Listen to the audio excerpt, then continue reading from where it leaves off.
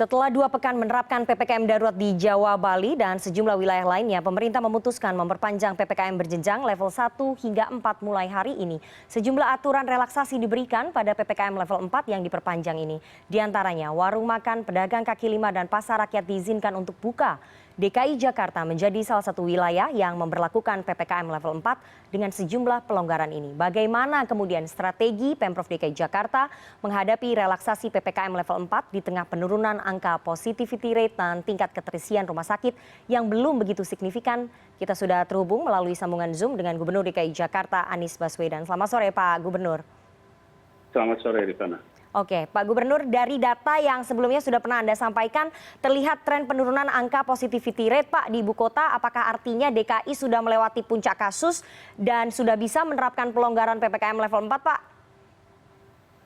Begini, benar bahwa memang sudah terjadi penurunan positivity rate. Oke. Di awal bulan Juli, positivity rate kita itu sampai sekitar 45%.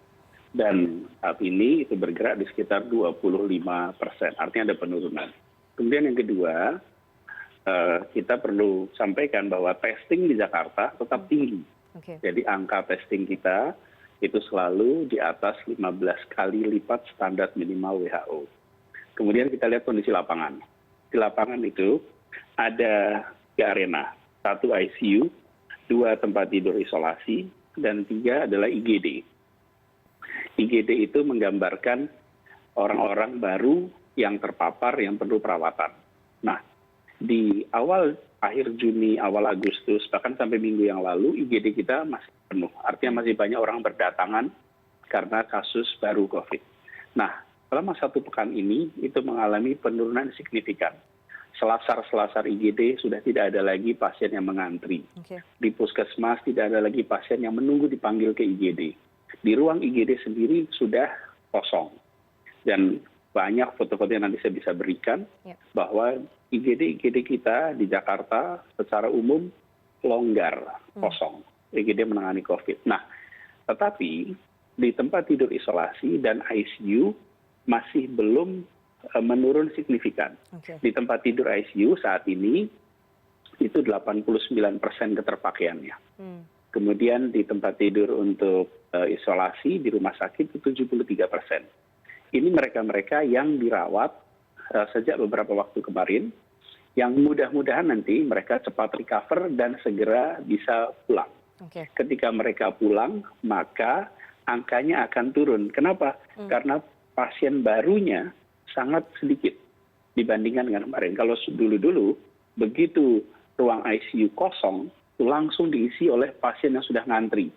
Kamar kosong, begitu ada pasien yang pulang, maka yang antri di IGD akan masuk. Lalu begitu kamar IGD itu kosong, tempat tidur, maka yang mengantri di selasar atau yang mengantri di puskesmas akan masuk. Nah, sekarang kita sudah mulai lihat tahapannya. IGD mulai longgar, bisa dibilang mulai kosong. Kemudian tempat tidur isolasi mengalami penurunan dari 94-95% sekarang 73%. ICU yang saat ini masih 89%. Jadi kondisi di Jakarta kami bisa sampaikan bahwa ya benar ada penurunan. Bahkan kasus aktif itu per sore ini, saya cek angkanya ya. Kasus aktif kita itu 52.000. Kita pernah di awal Juli, sekitar tanggal 13 tidak salah, itu sampai di atas 120.000 kasus. Nah, artinya sekarang memang lebih rendah. Tapi harus ada komanya nih, ini belum selesai.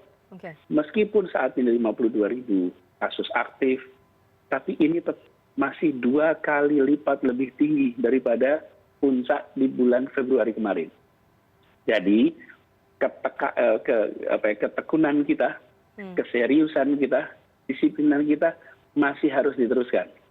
Supaya positivity rate-nya turun terus sampai angka aman. Berapa angka aman itu? 5%. Kemudian kasus aktifnya harus diturunkan terus, bisa lebih rendah daripada ketika gelombang pertama.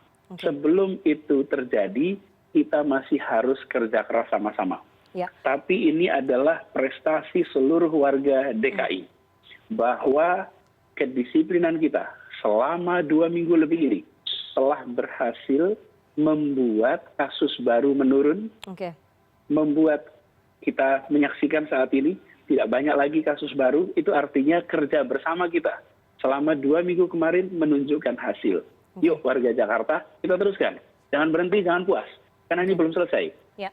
Masih ada 52.000 orang yang saat ini berstatus positif COVID. Oke, Pak Anies, dengan angka tren penurunan yang tadi Anda lihat, meskipun masih jauh sekali sebetulnya pekerjaan rumah kita untuk bisa menurunkan sampai ke angka positivity rate di bawah 5%, kami juga mendapatkan ataupun mengecek data dari lapor COVID-19 bahwa angka kematian warga ibu kota saat isolasi mandiri cukup tinggi, Pak. Bagaimana kemudian menekan dan mengantisipasi agar angka kematian isoman ini tidak meningkat di tengah pelonggaran PPKM level 4, Pak?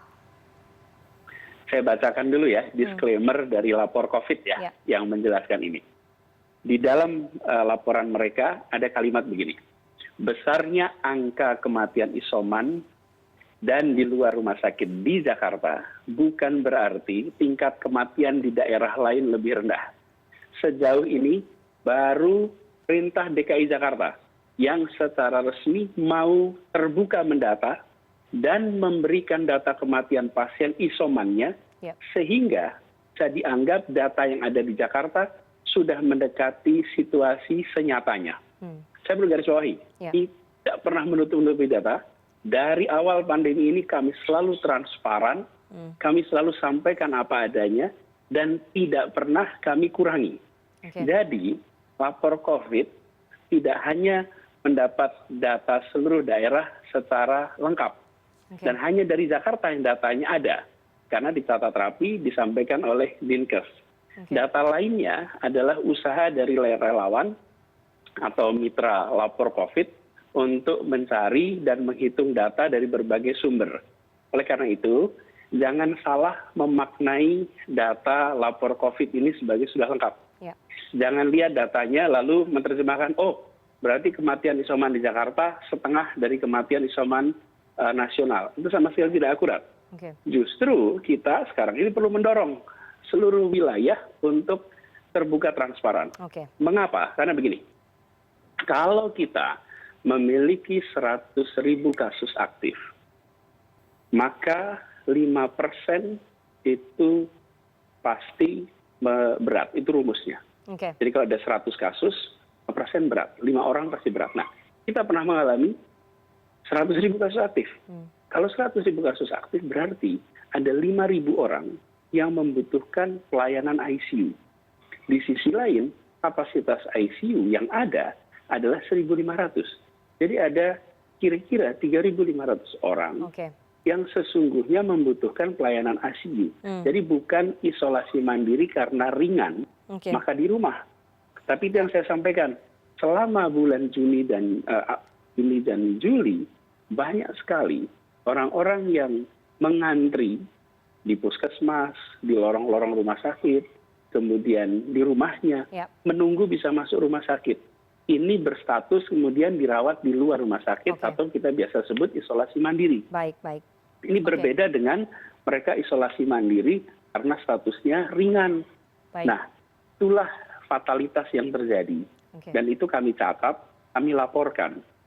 Jadi kita menunjukkan data ini, menggambarkan bahwa dalam sebuah pandemi, kira-kira 5% berat, 25-30% itu sedang dan berat itu perlu rumah sakit, kemudian itu 30%, 70% itu ringan atau tanpa gejala. Nah, dengan jumlah kasus kemarin sebesar 100.000, kira-kira 30.000 yang harus dirawat, kapasitas rumah sakitnya jelas tidak mencukupi. Nah, kami berharap keterbukaan ini ada di semua wilayah, sehingga kita bisa menyiapkan pelayanan dengan sebaik-baiknya. Kami di DKI saat ini memiliki jajaran yang dari 3 unsur Pemprov. Kemudian unsur Pemprov itu ada 2, ada dari kesehatan dan ada kewilayahan, lurah. Kemudian ada dari Babinsa, ada dari Babin Kamtipmas. Mereka semua harus mencatat siapa saja yang positif di daerahnya. Yang kedua, mereka harus memantau secara rutin, memastikan pasokan makanan ada, pasokan obat ada. Dan yang ketiga adalah kerja bersama dengan unsur RT, RW, dan PKK di tiap wilayahnya. Ini adalah cara kita untuk mengendalikan supaya mereka yang perawatan di rumah terkendali. Nah, sekarang dengan rumah sakit mulai longgar, Baik, bagian Pak. dari mereka dibawa Ya. ke rumah sakit. Oke. Kami juga berharap kejujuran dari pemerintah daerah lainnya untuk membuka angka kematian, terutama fatality rate-nya, mortality rate-nya pada saat isoman, seperti yang tadi disampaikan oleh Pak Anies. Semoga nanti daerah lain juga mau membuka, tapi dengan adanya perpanjangan PPKM level 4 ini dan juga beberapa pelonggaran, Pak, terhadap sektor usaha kecil, bagaimana kemudian skenario dari Pemprov DKI agar kasus positif harian tidak semakin meningkat dan harapan-harapan Pak Anies itu bisa terwujud, Pak? Genjot divaksinasi. Jadi seperti tadi disampaikan bahwa Bapak Presiden waktu itu menetapkan bahwa di Jakarta harus sudah bisa memvaksin 7,5 juta di akhir Agustus. Dan alhamdulillah sekarang kita sudah 7,1 juta, padahal sekarang masih akhir Juli. Jadi kita ahead of the game. Kita lebih cepat daripada jadwal dan kami tidak akan berhenti di sini. Jadi strateginya adalah melakukan vaksinasi terus sebanyak mungkin. Semua orang, satu, orang berKTP di Jakarta, kami vaksin. Yang kedua, orang yang berdomisili di Jakarta, tapi tidak berKTP Jakarta, kami vaksin. Kemudian mereka yang bekerja di Jakarta, walaupun tidak berKTP Jakarta, kami vaksin. Yang keempat, orang yang belajar di Jakarta, walaupun tidak berKTP Jakarta, kami vaksin. Sehingga prinsipnya begini, kalau saya selalu sampaikan, Anda manusia, kami vaksin. Anda sehat, kita vaksin. Karena kita ingin semua orang yang berada di wilayah Jakarta sehat. Nah, ketika kita berbicara tentang aktivitas ekonomi, maka pada saat yang sama diimbangi dengan vaksinasi. Sehingga mereka yang berkegiatan sudah mendapatkan vaksin. Memang kami sering sampaikan bahwa kematian itu di tangan Allah. Kematian itu tidak ada yang bisa tahu, tidak ada yang bisa menentukan, tidak ada obat yang bisa menunda, tidak ada obat yang mempercepat. Itu semua bukan di tangan kita, kematian.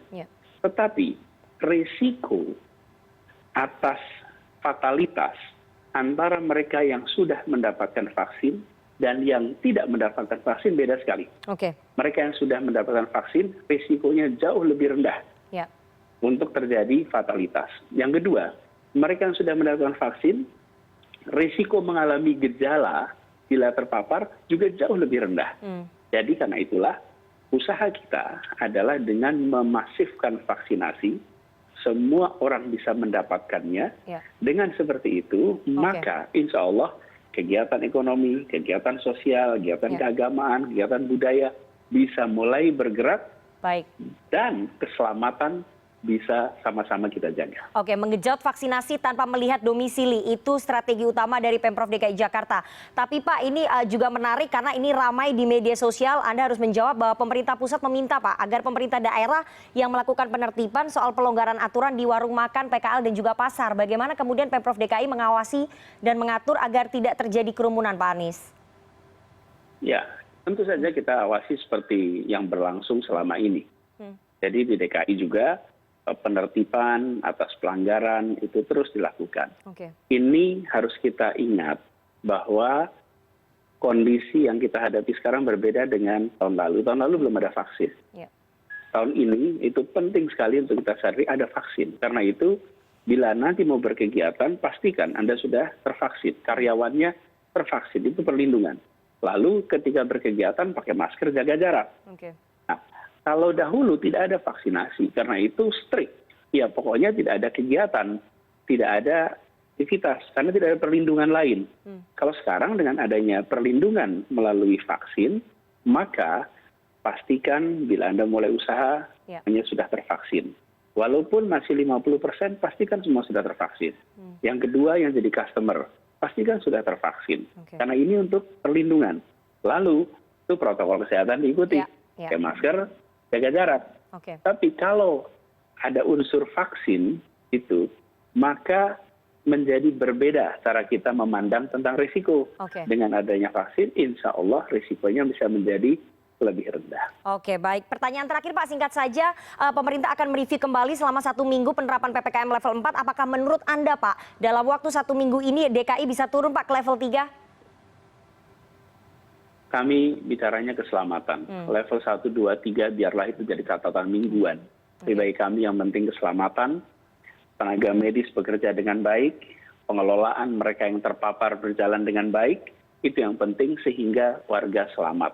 Status angka 4, 3, 2 buat kami tidak terlalu menjadi masalah. Yang penting warga selamat, warga terlindungi, dan kami bisa menjalankan tugas dengan baik.